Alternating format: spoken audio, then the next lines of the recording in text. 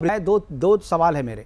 एक तो ये 100 मिनट की मुलाकात, अगर इस तरीके से ये औपचारिक मुलाकात होती या बिल्कुल केवल कोरोना पे बात होती तो मुझे नहीं लगता है कि ये 100 मिनट मुलाकात का ड्यूरेशन जाता।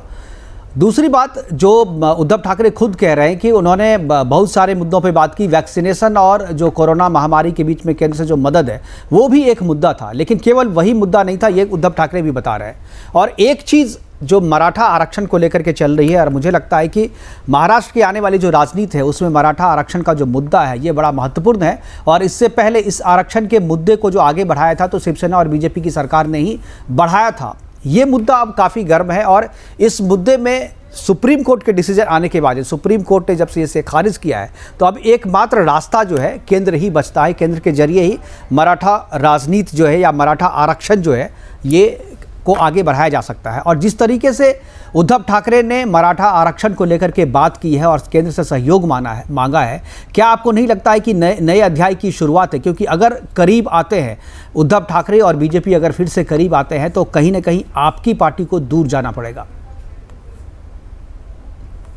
मैं सोचता हूं कि अभी इस प्रकार की कोई संभावना दूर दूर तक नहीं है।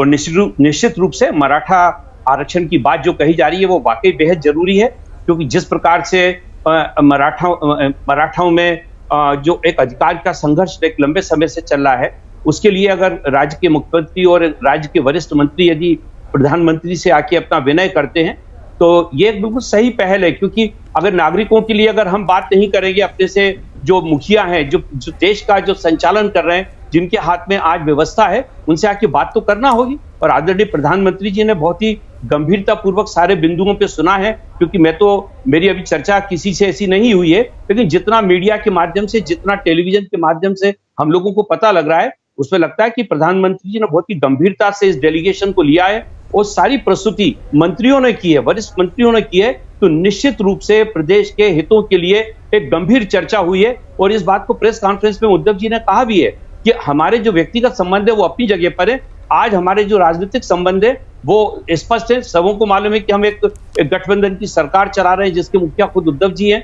तो मैं सोचता हूं कि इस मामले में किसी भी प्रकार की संभावनाओं को, किसी भी प्रकार की राजनीतिक संभावनाओं को टटोलने का ना तो ये टाइम है और ना इसकी कोई संभावना है। मैं आप दोनों चीज कह रहे हैं बृजमोहन जी, आप दोनों चीज कह रहे हैं। आप कह रहे हैं कि अभी जो काल चल रहा है पैंडेमिक का, इसमें किसी दूसरे मुद्दे पे बात नहीं किया जाना चाहिए या उसकी संभावना नहीं है, लेकिन साथ में आप ये भी कह रहे हैं कि मराठा आरक्षण पे बात हुई, अच्छी बात हुई, तो ये अच्छी बात है, करना चाहिए, ये प्रदेश के हित का मामला है। और ये निश्चित रूप से वहां के आदमी, ये कोविड का भी जो मुद्दा है वो आम इंसान की जिंदगी से जुड़ा हुआ है। और अगर मराठा आरक्षण की बात होती है तो ये भी वहां के सैकड़ों लोगों से जुड़ा हुआ है जो इससे पीड़ित है, जिनको कि अधिकार मिलना चाहिए। मैं सोचता हूं जनता, जो प्रदेश के जो नागरिक हैं, उनके हितों की ही बात हो रही है।